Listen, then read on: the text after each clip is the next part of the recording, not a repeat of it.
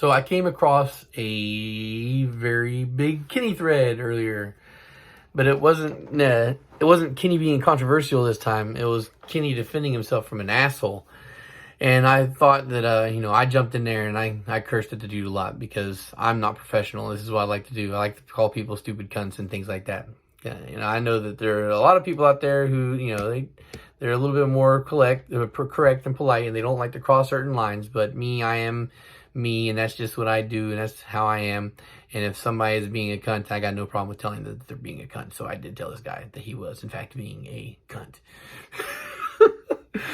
All right, so to get that out of the way, all the countriness.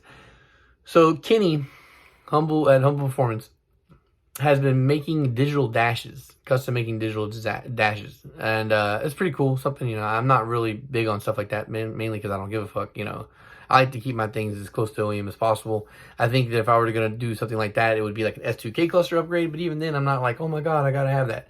But it's still cool, still a neat idea. I like to see where it goes because usually, you start something one way, something simple, and then it grows and expands and takes on a whole nother life. So I'm interested to see where it goes, right?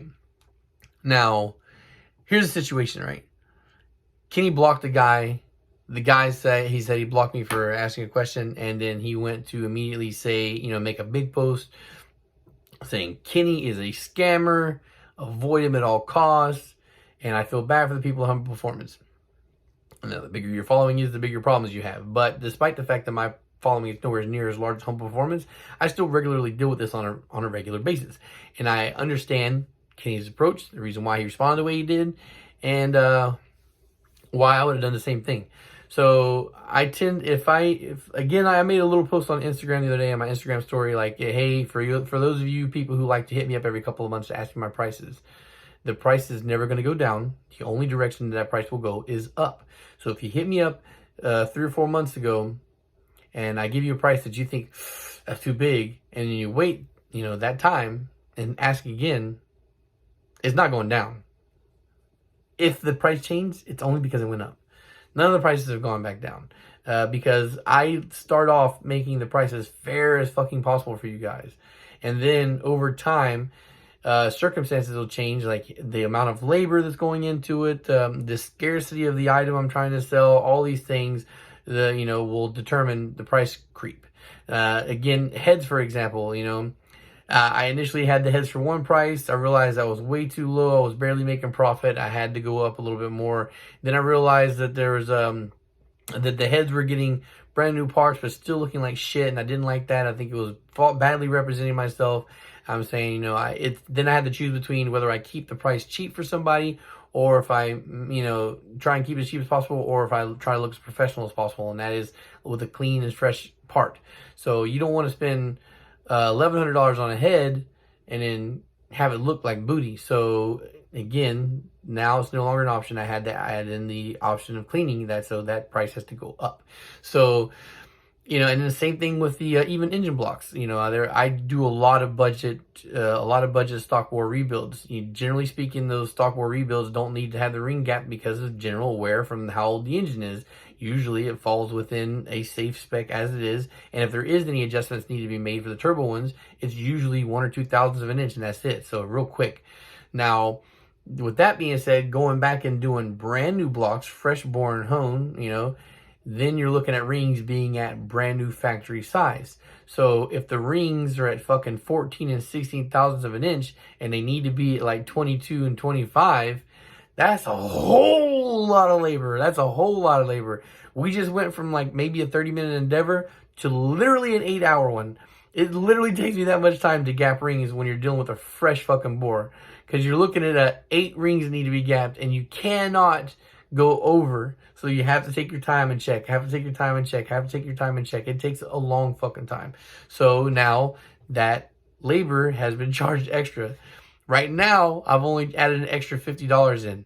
But if the day comes where I'm building more fresh engines than I'm building old engines, like right now it's like old engine, old engine, old engine, old engine, old engine, old engine, old engine, new, old engine, old engine, old engine, new, something like that, then I can just do the $50 increase for the one-off that I do every once in a while. Not a big deal. But now it's going to get to the point where if it gets to the point where the new overtake the old, then it's gonna jump up another $50. It'll be $100 increase on labor from all the boring, from all the ring gapping.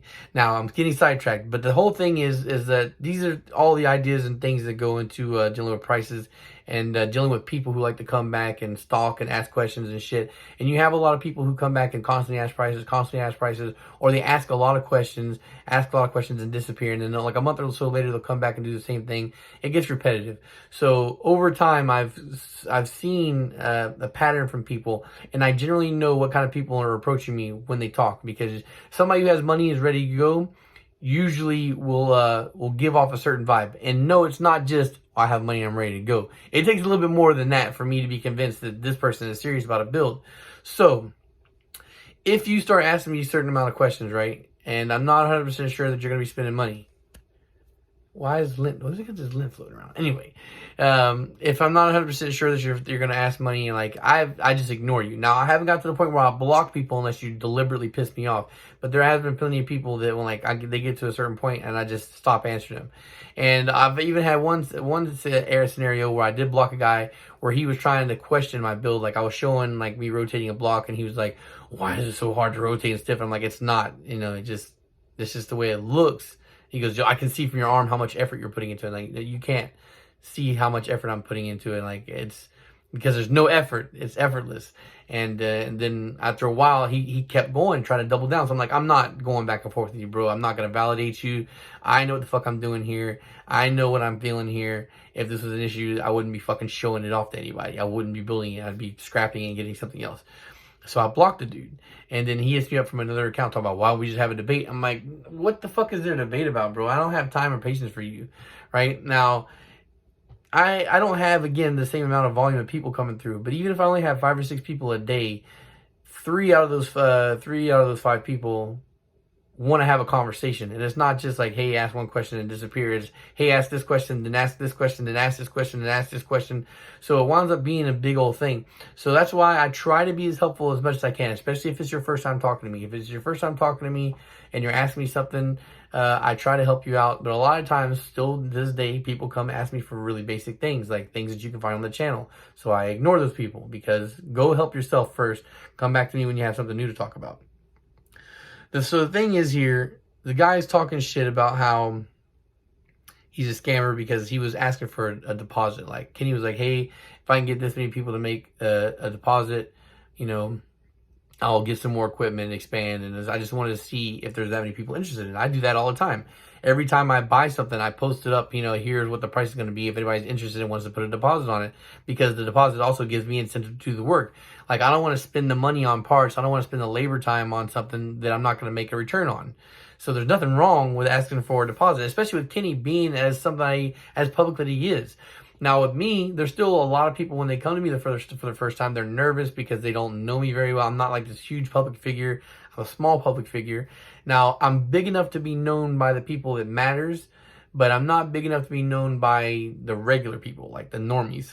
So that's why I didn't locally advertise for a long time, because I would have to always try and convince people, and I do not have time or patience for that. I don't have time or patience for that. That's why I prefer to deal with the people who are coming to me, because they already know who I am. So this guy goes and talks about it being a scammer, and not only, and this is Kenny's thing, not even a whole performance thing, but this is Kenny's thing. He's talking about as Kenny as if he's some kind of thief, and then throwing shade at Humble Performance. So the guy, Kenny put him on blast, and then the guy's trying to defend himself or defend his standing for saying it. What happens is the guy got mad because he felt he deserved an answer, and then when he didn't get the answer that he wanted, and he got shut out because he was being annoying, that he's like, I'm going to lash out and try to do damage. And I've had people do this to me, lash out. They get pissed off and they lash out. I'll roast somebody for sure, if they hit the right button. But more often than not, I'm going to block you without even saying anything. And so that, I'm assuming that's what happened. So he goes and said, I can say whatever I want. I was like, he goes, I can say whatever I want. It's just my opinion. Like, it's your opinion that he's a thief? It's your opinion he's a thief. I was like, it may be your opinion that you don't think that people should be giving him deposits for work that he doesn't have completed. And even then, this is fucking stupid. But it's you can't say it's my opinion that he's a scammer, bro. That's bullshit. That's, there's literally laws against that. Defamation, right? Defamation of character. You're saying some horrible shit about somebody that's not true, that you can't even verify. So where are the cases to say that they've been robbed by Kenny before you go and say some shit like that, right? And that's always a big thing for me. Of course, customer service is everything. That's why I always tell everybody when they get something from me, if you have any questions, concerns, or complaints, let me know as soon as possible. Come to me first. Give me a chance to take care of it. Then you go from there. So, but because he wanted to do certain thing his way and felt he was owed an explanation, and that's another thing too. There's plenty of guys that got mad at me because like, oh, what's so hard to just say that, or what's so hard to just give an answer? Because it's not just you that ask. It's you and that guy and that guy and that guy and that guy. And one quick answer for like a fucking 100 people isn't a quick answer anymore. That's why I made the YouTube channel. So, and I greatly sympathize. And like, dude, for you, it's such a small thing because all you see is your perspective. Like, hey, I'm not asking a lot. I just want this quick little information. But it's you and all those people behind you that you can't see. And you're not the one that's got to deal with that. So that's why, I sympathize, because I'm not on the level that Kenny and Humble Performance is on my notoriety and my fame.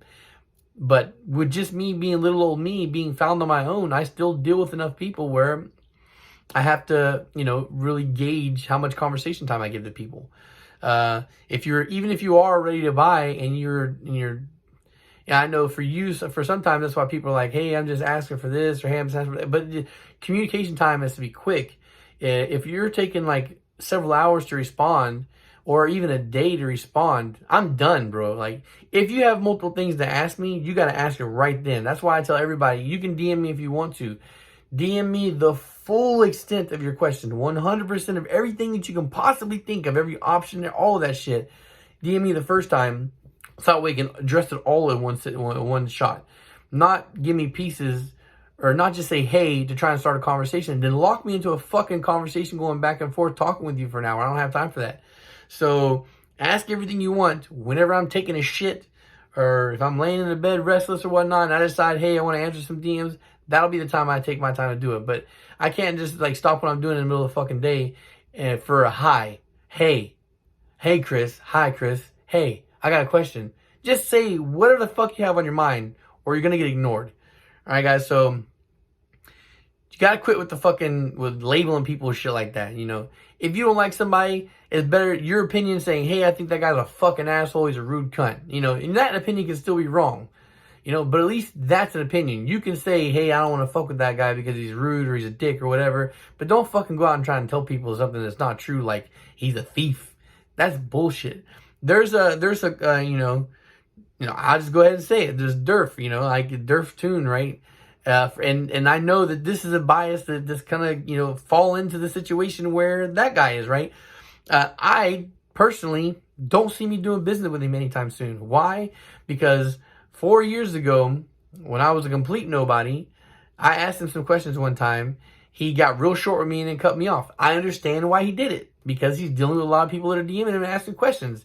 He brought, that you got a lot of people, and if they ain't ready to come spend money, then I got to move on to the next guy who is. But with that being said, I'm pretty confident that every time Durf tunes a car, that he posts it on Instagram, because that's business, that's money, right? So knowing the how much it costs to tune a car and how many on a regular he tunes, personally, and I could be wrong, I don't know, this is a guess. Personally, I feel like the majority of his money comes off from his raffling, not from the tuning. So I think that my conversation when he cut me off could have been handled a little bit better. There's some, something happens to you in your past, or something like you ever get drunk and you experience some shit and you're like, I don't ever want to experience that again. So every time you think about that alcohol, you get like a little queasy. Same thing happened with there.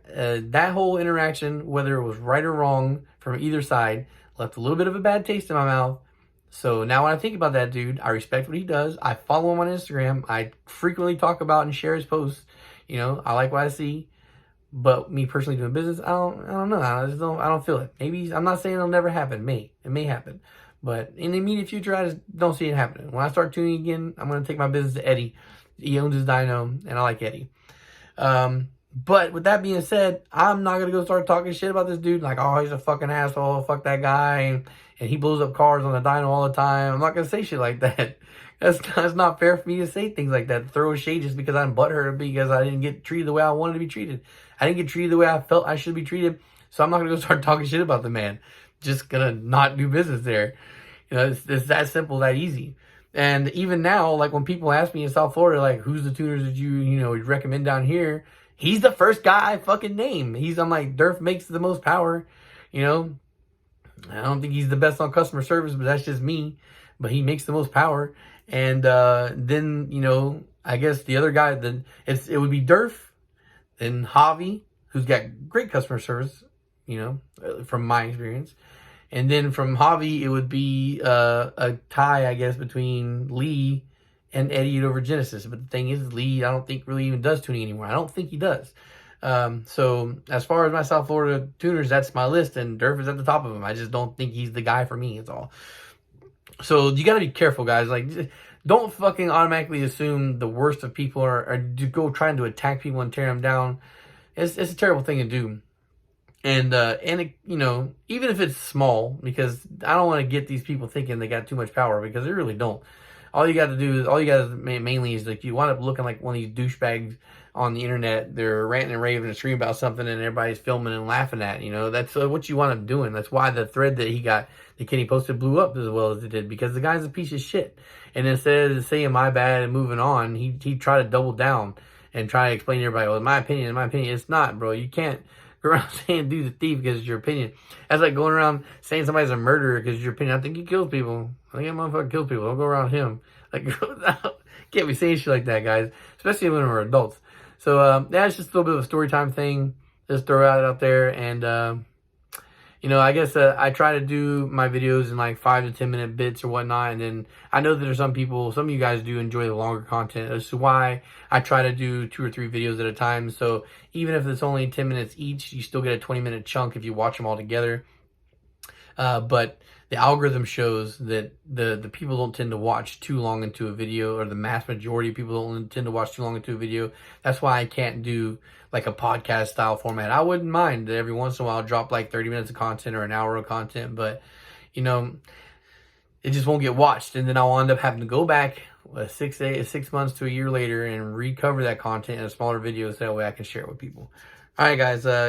Thanks for watching, and peace.